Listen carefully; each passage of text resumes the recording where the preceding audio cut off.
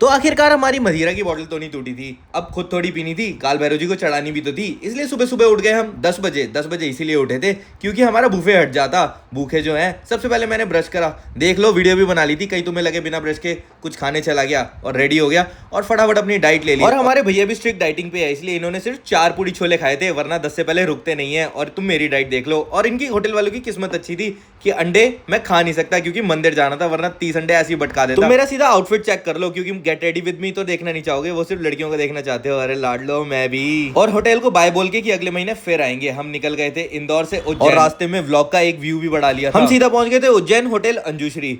नाम ले लेता हूं बट लेकिन होटल का टूर नहीं दूंगा क्योंकि हमने इसकी पूरी पेमेंट करी थी, टैक्स भी दिए थे। और फिर मैंने अपनी गाड़ी उठाई और सीधा पहुंच गया काल भैरव जी के मंदिर। हाँ, हमने वीवीआईपी दर्शन ही करे थे क्योंकि हमारे भैरव बाबा चाहते हैं कि उनके भक्तों को तकलीफ ना हो, लाइन में ना लगना पड़े, फटाफट आए और मेरे अच्छे से दर्शन करें।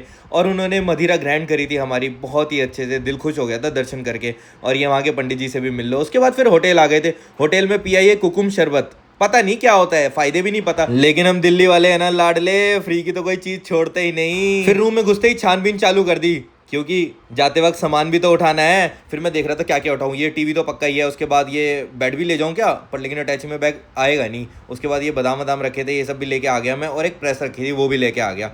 सारा फर्नीचर मैंने होटल से घर पे ही डाल दिया। और ये भाई आ गए थे हमारे साथ वर्कआउट करने के लिए, पर भाई की किस्मत इतनी बुरी कि भाई ने प्री वर्कआउट पी लिया था और होटल का जिम बंद था। लेकिन मैं किस लिए बैठा हूँ लाडले, भाई को होटल में ही वर्कआउट करा दिया। पर भाई की बातचीत थोड़ी ज्यादा थी, इसलिए इनके पापा ने होटल के मैनेजर को बुला लिया था और फिर जिम खुलवा दिया था हमारे लिए। मैंने देखा स्विमिंग पूल भी है, स्विमिंग करूं? मैं कहा नहीं नहीं नहीं, जो मजा जिम में है वो स्विमिंग वुमिंग करके नहीं है। फिर जिम में घुसते ही मैंने देखा ये 45-45 के डंबल कोने में चुपचाप क्यों बैठे हैं, जैसे सदियों से किसी ने इनको उठाया ही नहीं हो। बट लेकिन कोई बात नहीं, इनका रक्षक मैं आ गया, मैं उठाऊंगा, और वो भी कंधों पे, क्योंकि कंधों की जिम्मेवारियां मेरी ज्यादा है ना, इसलिए वेट भी ज्यादा ही मारना पड़ता है मुझे। उसके बाद रेडी होके हम निकल गए थे। कहाँ निकल गए थे भूल गया। हाँ जी, याद आ गया था, हम पहुंच गए थे ऋण मुक्तेश्वर मंदिर। यहाँ पे माना जाता है यहाँ पे पोटली चढ़ाने से तुम्हारा सारा ऋण खत्म हो जाता है। अरे मेरी तो जिंदगी कर्जों पे चल रही है, भगवान मुझे सारे ऋणों से मुक्त कर दो। और फिर हम पहुंच गए थे माता के शक्तिपीठ जय मां हर सिद्धि, और यहाँ के नजारे देखो। और हमारी किस्मत भी इतनी अच्छी थी कि हम आरती के टाइम पे पहुंचे थे, पूरी आरती अटेंड करी थी, और वहां पे भक्तों में माता भी आई हुई, और ये फूल मुझे मिला था। और ये देख लो कुबेर यंत्र,